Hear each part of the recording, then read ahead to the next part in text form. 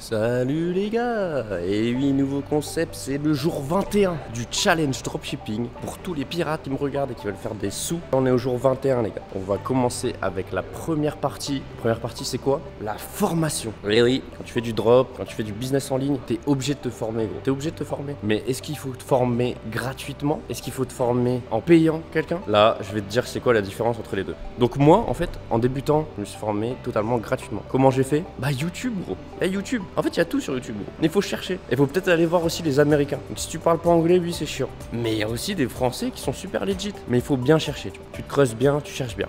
Deuxième truc à faire, il y a ce qu'on appelle le network. En gros, tu vas chercher des petits groupes d'entrepreneurs. Et là, tu vas commencer à trouver des entrepreneurs. Et eux, par la suite, bah, tu vas te faire pote avec certains entrepreneurs. Donc soit tu vas travailler gratuitement pour eux, comme j'ai fait avec Florian. C'est quelqu'un qui fait du SEO et il travaillait pour un youtubeur connu. Donc il savait tout sur le SEO. Et moi, il m'a formé en SEO. Et ça, je lui redevrai toute ma vie parce que c'est le premier business qui va permettre de générer des sous en ligne. Donc moi, voilà, j'ai des boutiques Shopify. Donc c'est ce que je fais là, du dropshipping, mais en SEO. Donc ça génère de l'argent passivement. Bref, grâce à Florian, bah, j'ai appris le SEO et j'ai fait mes premiers revenus. Mais ce qu'il y a, c'est que j'ai bossé pour lui gratuitement. Donc c'était un échange de compétences et de connaissances. Et au moins, lui, voilà, ça lui a fait rentrer des produits sur son site. Ça l'a aidé un peu, même si c'était de la merde hein, ce que j'ai fait, parce que j'étais un débutant. Mais ça l'a aidé un peu et moi, ça m'a permis de me former et comprendre qu'il y avait des sous en ligne. Donc c'est intéressant quand même, hein, la formation gratuite. Mais il faut donner du sien, il faut donner du sien. Par exemple, si un mec, il veut travailler pour moi, gratuitement, il va falloir qu'il donne du sien et qu'il montre sa motivation. Et oui, il y a beaucoup d'entrepreneurs qui veulent bien quand des gens ils travaillent gratuitement et qui donnent comment dire, de la valeur. Parce qu'on va toujours accepter des gens motivés parce qu'on pense à nous quand on galérait à l'ancienne. Donc voilà, si tu veux travailler aussi gratuitement ou avoir un petit complément de revenus, n'hésite pas à envoyer des messages sur Instagram. Nous on est assez beaucoup, hein. Par exemple, attends, je vais te montrer. On est tous dans des domaines différents, on a besoin tous de main d'œuvre et ça nous apprend un peu le business. Lui il est monteur, lui il fait du drop, lui il fait de l'affiliation.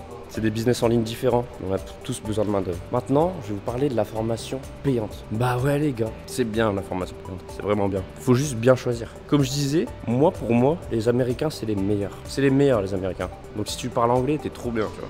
Parce qu'ils sont en avance, les mecs. Donc américains, c'est les meilleurs. Une formation, ça va te coûter combien pour un business en ligne? Une bonne formation, ça va te coûter entre 1000 et 2000 euros. Voilà, moi je trouve, c'est ça les prix d'une bonne formation. Mais faut se renseigner avant. Tu te renseignes à des gens qui ont déjà pris la formation, à des gens qui ont déjà fait de l'argent grâce à cette formation en appliquant. Donc voilà. Après il y a les mentorings. Ça c'est pour les gens qui ont peur de passer à l'action. Là, tu fais du mentoring. Et ça tu vas payer peut-être 3000 euros. Ça peut aller plus aussi. Hein. Ça peut aller à 5000, 10 000 euros. Mais là tu es sûr de faire de l'argent. Je te mens pas. Parce que tu vas être obligé de travailler en fait. Ce qu'il y a c'est que quand tu mets un billet dans quelque chose, tu te sens obligé de travailler. Tu fais ouais j'ai payé 1000 balles. Mais malgré ça, franchement il y a 90% des gens, même plus, qui ont payé une formation à 1500 balles. Ils ont même pas ouvert la formation.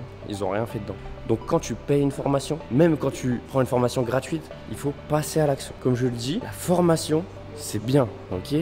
T'es formé, tu connais tout. Il faut passer à l'action. Regarde-moi la vidéo d'hier que j'ai faite. C'est que moi, j'étais un procrastineur. Donc j'avais tout, la formation, je savais tout. Grâce à Florian, grâce à des formations que des amis entrepreneurs m'avaient données, je savais tout, mais je ne passais pas à l'action. Donc ça sert strictement à rien. Donc le but, c'est de passer à l'action. Donc t'achètes une formation, il faut que tu la dévores. Et il faut que tu passes à l'action en même temps. Regarde, tu regardes la formation et tu notes, tu prends des notes.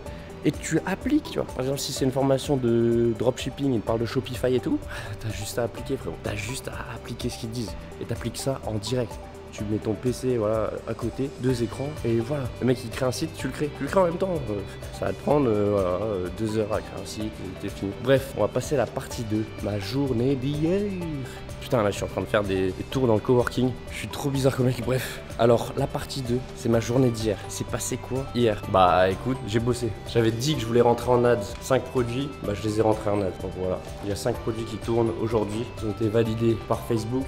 Donc ça va tourner. Là il est midi en Thaïlande, donc il doit être 7h du mat. Donc on n'a pas encore de vente et tout. Il y a un des produits qui tournait, je l'ai arrêté parce qu'on n'avait pas fait de vente, on avait dépensé 80 euros. Les stats elles étaient bonnes hein. Mais vas-y, quand tu vois que tu fais pas de vente, après 80 euros dépensé 100 euros, arrête. Ou c'est que ton site il est pas ouf. En fait là j'avais quoi? J'avais 7 paniers abandonnés, 5 étapes de paiement, mais même pas une vente. J'ai préféré arrêter et me concentrer sur d'autres produits que je vais lancer. Par exemple les 5 que j'ai lancés hier. Voilà. Donc la partie 3, les résultats. Regarde comment je suis pas bien organisé et comment je fais mes vidéos en mode authentique et à la va-vite, bah je viens de te parler déjà des résultats. Je suis trop con. Regardez, j'ai fait la même erreur hier. Donc voilà, comme je disais, pas de vente. On a toujours des ventes de malades sur l'autre site. On est en bénéfice, mais voilà, j'ai plus envie de vous montrer combien on fait. Pour vous montrer à la fin du challenge, c'est mieux. Bah on va voir ce qui va se passer. Avec les 5 nouveaux produits, on les a lancés en ads. Il y en a des pas mal. Il y en a 2-3 que je trouve... En fait, quand tu trouves un produit vraiment pas mal, tu te dis ah ouais, il y a moyen que je l'achète. Mais faut pas se faire avoir.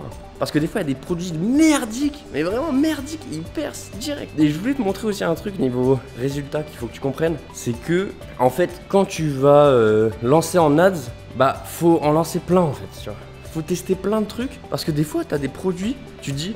Ah ouais, mais là il y a un break-even, c'est-à-dire qu'en gros, tu vas faire une vente et ça te rapporte l'argent de ce que tu as dépensé. Donc c'est comme si tu avais fait 0 €, mais tu te dis, ah ouais, mais si j'améliore le site, il y a moyen de faire un peu plus et tout. Pense même pas comme ça là. En ads, pense même pas comme ça.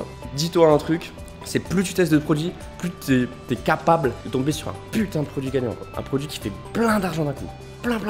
Donc hop, d'un coup tu le mets en ads et bim, ça te fait 2-3 ventes. Hop, t'es déjà en positif. C'est ça que tu recherches. Donc priorise le testing produit que de faire de l'argent en break-even, hop, d'envoyer des mails et tout. Là, on pense pas à ça. Bah moi, pour la méthode que je suis en train de faire là, c'est pas ça. Mais c'est un truc à faire quand même aussi, tu vois, le truc de break-even et tout. Mais c'est plus en e-com sérieux, tu vois. Bref, on en reparlera mieux dans une autre vidéo. Je vous tiens au jus. Allez les gars, salut.